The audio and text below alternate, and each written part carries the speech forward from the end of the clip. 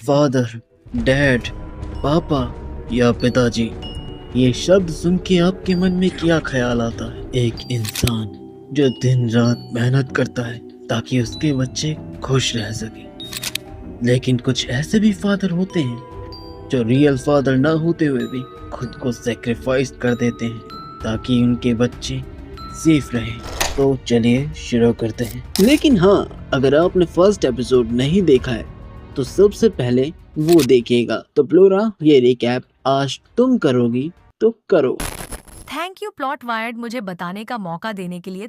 तो पिछले एपिसोड के लास्ट में हमने देखा कि जब युकियो रिन को बिना बताए जा चुका होता है और जब वो बाहर देखता है तो अजीब से ब्लैक पार्टिकल्स हवा में उड़ रहे होते हैं, लेकिन वो और किसी को नहीं दिख रहे थे, सिर्फ रिन को दिखाई दे रहे होते हैं। तभी वही डेमोनिक बॉय शिरातोरी रिन को चैलेंज करता है और रिन गुस्से में उससे लड़ने के लिए चला जाता है। फिर बाद में शिरातोरी जब लिमिट क्रॉस करने लगता है, गलत बातें बोलने लगता है, गुस्से में रिन उसे फेस पर मुक्का मार देता है। तभी उस डेमोनिक बॉय को गुस्सा आ जाता है।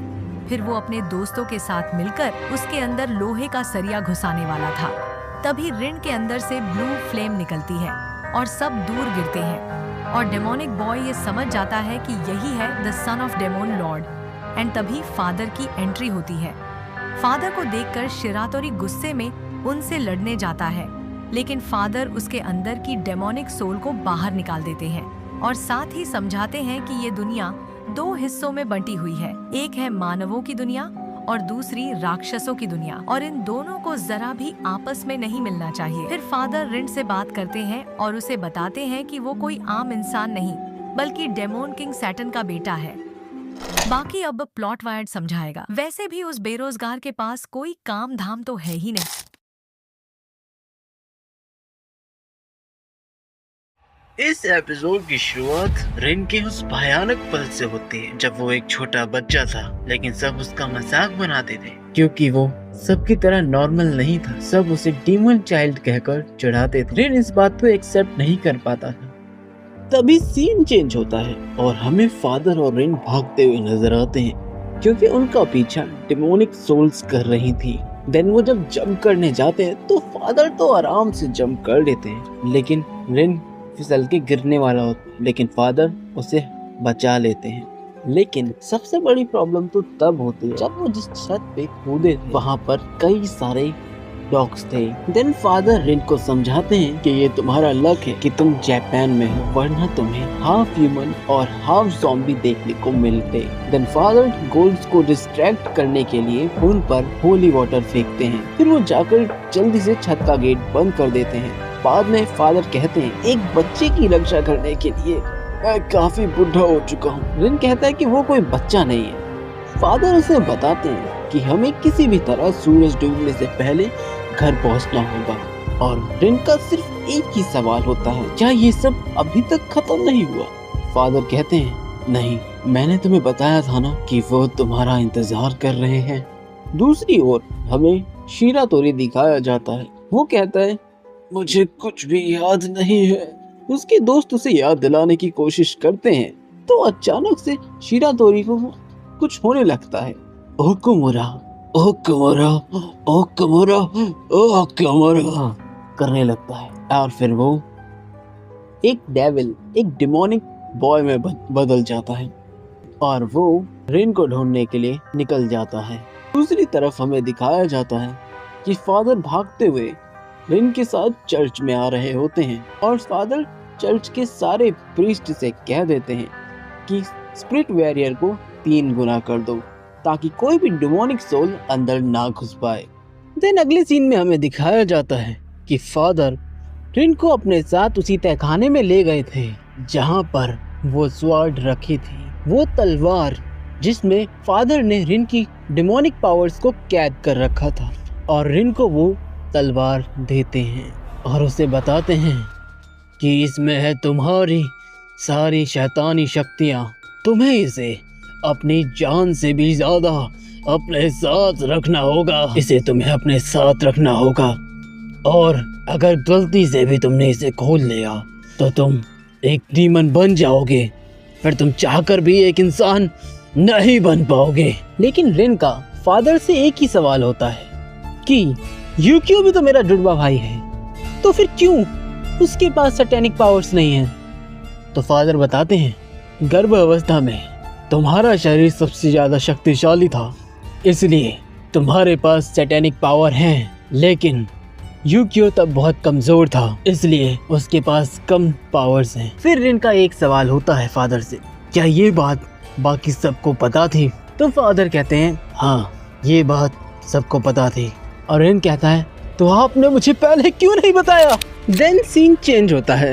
रुक जाओ प्लॉट वायर, क्या अब मैं बताऊं प्लीज? ठीक है।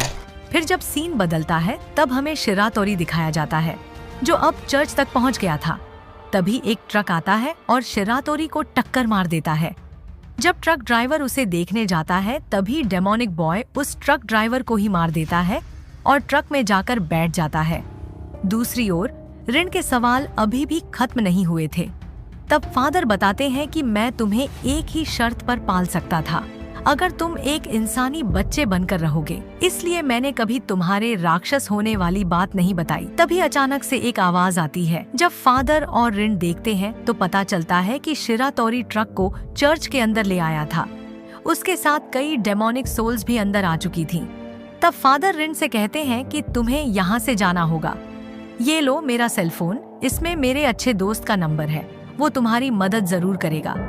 फिर फादर उसे धक्का दे देते हैं और उस डेमोनिक बॉय और फादर के बीच में लड़ाई होने लगती है। दूसरी ओर रिन अपने बचपन की यादों को याद कर रहा होता है, कैसे फादर उसे घुमाने ले जाते थे, रिन और यूकियो का कितना ख्याल रखते थे। लेकिन दूसरी तरफ हम देखते हैं कि यूकियो चर्च में कॉल लगाने की कोशिश करता है, लेकिन कॉल नहीं लगती।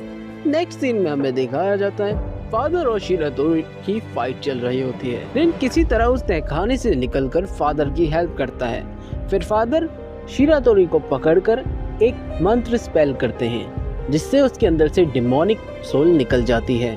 देन नेक्स्ट सीन आता है, जिसमें हमें दिखाया जाता है फादर और रिन दोनों लड़ रहे होते हैं, क्योंकि फादर ने रिन को कभी नहीं बताया था कि वो एक डिमोनिक बॉय है। इसलिए रिन फादर से गुस्सा हो रहा होता है और कहता है कि आप तो मेरे रियल फादर नहीं है ना, तो आप मेरी फिक्र क्यों कर रहे थे और आपने मुझे क्यों पाला।